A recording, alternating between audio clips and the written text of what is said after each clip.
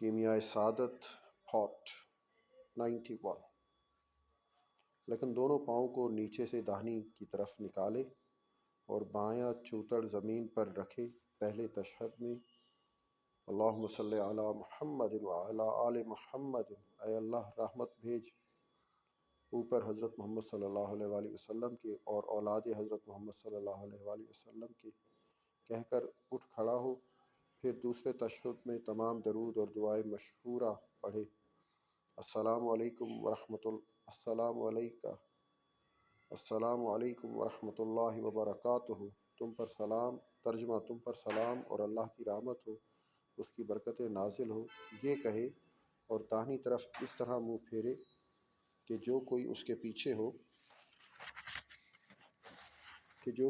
پیچھے داہنی طرف ہو وہ اس کا نصف چہرہ دیکھ سکے۔ پھر اسی طرح بائیں طرف سلام پھیرے اور ان دونوں سلاموں میں نماز سے باہر آنے کی نیت کرے، اور یہ نیت کرے کہ حاضرین اور ملائکہ پر میں سلام کرتا ہوں۔ فصل: اتنے کام نماز میں مکروہ ہیں،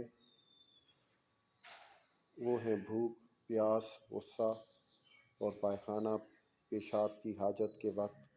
ہر ایک شغل کے وقت جو کہ نماز میں خشوع سے باز رکھے۔ تمام نماز پڑھنا، دونوں پاؤں خوب ملا دینا، ایک پاؤں کو اٹھا لینا اور سجدے میں پاؤں کے سر پر بیٹھنا اور دونوں چوتڑوں پر بیٹھنا اور دونوں زانوؤں سینہ تک لانا اور ہاتھ کپڑے کے نیچے آستین کے اندر رکھنا، سجدے کے وقت کپڑے کو آگے پیچھے سے سمیٹنا، کپڑے کے نیچے کمر باندھنا اور ہاتھ چھوڑ دینا، ہر طرف دیکھنا، انگلیاں چٹکانا، بدن کھجلانا اور جمائی لینا، داڑھی کے بالوں سے کھیلنا اور سجدے کے واسطے کنکریاں ہٹانا اور سجدے کی جگہ پھونکنا، انگلیاں ملا لینا، پیٹھ ٹیڑھی کرنا، غرض کے آنکھ، ہاتھ اور سب اعضاء ادب کے ساتھ نماز کی صف پر رہیں تاکہ نماز پوری ہو اور زاد آخرت ہونے کے لائق ہو۔ نماز کے ارکان جو بیان کیے گئے ہیں اس میں سے 14 فرض ہیں: نیت، پہلی تکبیر، قیام الحمد پڑھنا، رکوع میں آرام لینا، قوما یعنی رکوع سے اٹھ کھڑا ہونا، قوما میں آرام لینا، سجدہ میں آرام لینا، جلسہ دونوں سجدوں کے درمیان بیٹھنا، آخر کا تشہد، رسول مقبول صلی اللہ علیہ وآلہ وسلم پر درود بھیجنا، سلام پھیرنا۔ جب اتنی باتوں کا لحاظ رکھا تو نماز درست ہوگی۔ یعنی نماز پڑھنے والا شمشیر سیاست سے بچا لیکن رد ہونے میں خطرہ ہے۔ اس کی مثال ایسی ہے جیسے کوئی شخص کسی بادشاہ کی نظر کے واسطے ایک لونڈی لے جائے، وہ زندہ تو ہو لیکن ناک، کان، ہاتھ، پاؤں ندارد ہوں، تو اس میں شک ہے کہ قبول ہو یا نہ ہو۔ نماز کی روح اور حقیقت کا بیان۔ اے عزیز، جان لے کہ یہ جو بیان ہوا ہے کہ نماز کی صورت اور قالب کا بیان تھا، اس صورت میں ایک حقیقت ہے، وہ نماز کی روح ہے۔ غرض یہ کہ ہر نماز اور ہر ذکر کے لیے ایک روح خاص ہے۔ اگر اصل روح نہ ہو تو نماز مردہ ہے، نماز مردہ آدمی کے مانند کالبد بے جان ہے،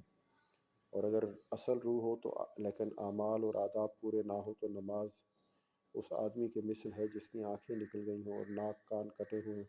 اور اگر نماز کے اعمال تو پورے ہوں لیکن روح اور حقیقت نہ ہو تو وہ نماز ایسی ہے جیسے کسی شخص کی آنکھ تو ہو لیکن بصارت نہ ہو، کان تو ہو اور سماعت نہ ہو۔ نماز کی اصل روح یہ ہے کہ اول سے آخر تک خشوع اور حضور قلب میں رہے، اس واسطے کہ دل کو حق تعالیٰ کے ساتھ راست اور درست رکھنا اور یاد الہی کو کمال تعظیم اور ہیبت کے ساتھ تازہ کرنا نماز سے مقصود ہے۔ جیسے حق تعالیٰ نے فرمایا، اقم الصلاۃ للذکر، سورہ طٰہٰ پارہ 16 آیت 14، ترجمہ یعنی نماز پڑھا کر میرے یاد کرنے کو۔ رسول مقبول صلی اللہ علیہ وآلہ وسلم نے فرمایا، بہت نمازی ایسے ہیں جن کو نماز سے رنج اور ماندگی کے سوا اور کچھ نصیب نہیں ہوتا، اور یہ امر اس سبب سے ہوتا ہے کہ فقط بدن سے نماز پڑھتے ہیں اور دل غافل رہتی ہیں۔ حضرت صلی اللہ علیہ وآلہ وسلم نے فرمایا، بہت نمازی ایسے ہیں جن کی نماز کا فقط ایک چھٹا حصہ یا 10واں حصہ لکھا جاتا ہے، یعنی اس قدر نماز لکھی جاتی ہے جس میں حضور قلب ہو۔ آپ نے فرمایا، نماز اس طرح پڑھنا چاہیے جس طرح کوئی کسی کو رخصت کرتا ہے، یعنی نماز میں اپنی خودی اور خوشی بالکل ما سوی اللہ کو دل سے رخصت کر دیا اور خود کو بالکل نماز میں مصروف کر دے، اور یہی باعث ہے کہ ام المومنین حضرت بی بی عائشہ صدیقہ رضی اللہ تعالیٰ عنہ فرماتی ہے کہ ہم اور رسول اللہ صلی اللہ علیہ وسلم باہم باتیں کرتے ہوئے تھے۔ جب نماز کا وقت آ جاتا تو آپ نہ مجھے پہچانتے نہ میں آپ کو، یعنی نماز کا وقت آتے ہی معبود برحق کی عظمت اور ہیبت ظاہر و باطن ہم پر بالکل طاری ہو جاتی۔